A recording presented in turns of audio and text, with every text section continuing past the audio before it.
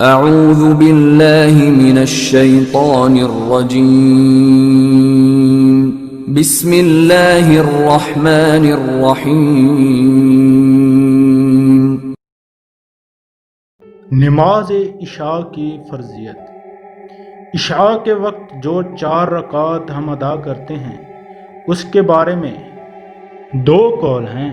ایک قول یہ کہ سب سے پہلے حضرت موسیٰ علیہ السلام نے یہ نماز ادا فرمائی جس وقت آپ حضرت شعیب علیہ السلام کے پاس 10 سال قیام کرنے کے بعد اپنے اہل و عیال کے ساتھ مصر واپس تشریف لا رہے تھے اور آپ کے گھر میں سے امید سے تھیں۔ ولادت کا وقت قریب تھا اور سفر بھی خاصا طویل تھا، اس وجہ سے آپ کو بڑی فکر لاحق تھی کہ اتنا لمبا سفر کیسے پورا ہوگا۔ دوسرے بھائی حضرت ہارون علیہ السلام کی فکر تھی۔ تیسرے فرعون کو آپ کا جانی دشمن تھا، اس کا خوف اور اس کی طرف سے فکر لاحق تھی۔ اور چوتھا ہونے والے اولاد کی فکر لاحق تھی۔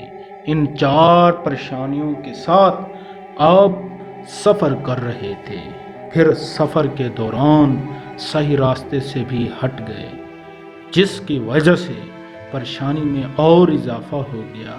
اسی پریشانی کے عالم میں چلتے چلتے آپ کو کوہ طور کے قریب اس کے مغربی اور داہنی جانب پہنچ گئے۔ رات اندھیری، ٹھنڈی اور برفانی تھی۔ اہلیہ محترمہ کو ولادت کی تکلیف شروع ہو گئی۔ چکماک پتھر سے آگ نہ نکلی۔ اس حیرانی اور پریشانی کے عالم میں دیکھا کہ کوہ طور پر آگ جل رہی ہے۔ آپ نے اپنے گھر والوں سے کہا، آپ یہاں ٹھہریں، میں کوہ طور سے آگ کا کوئی شعلہ لے کر آتا ہوں۔ جب کوہ طور پر پہنچے تو اللہ تعالیٰ سے ہم کلامی کا شرف حاصل ہوا اور آپ کو بطور خاص ہم کلامی کی نعمت سے نوازا گیا۔ بہرحال جب اللہ تعالیٰ کی جانب سے یہ انعام حاصل ہوا تو آپ کی 4 پریشانیوں کا خاتمہ ہو گیا۔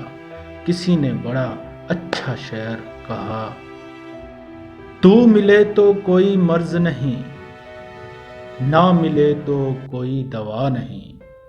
ایک اور روایت کے مطابق حضرت موسیٰ علیہ السلام نے ان 4 پریشانیوں سے نجات کے شکرانے میں 4 رکعات نماز ادا فرمائیں۔ یہ 4 رکعات اللہ تعالیٰ کو اتنی پسند آئیں کہ حضور اقدس صلی اللہ علیہ وآلہ وسلم کی امت پر ان کو فرض فرما دیا۔ دوسری روایت ہے کہ یہ عشاء کی نماز سے پہلے جناب محمد رسول صلی اللہ علیہ وآلہ وسلم نے ادا فرمائی، اس لیے یہ نماز بہت اہم عمل ہے۔ سبحان اللہ۔ اللہ تعالی ہمیں بھی نماز پڑھنے کی توفیق عطا فرمائے۔ آمین ثم آمین۔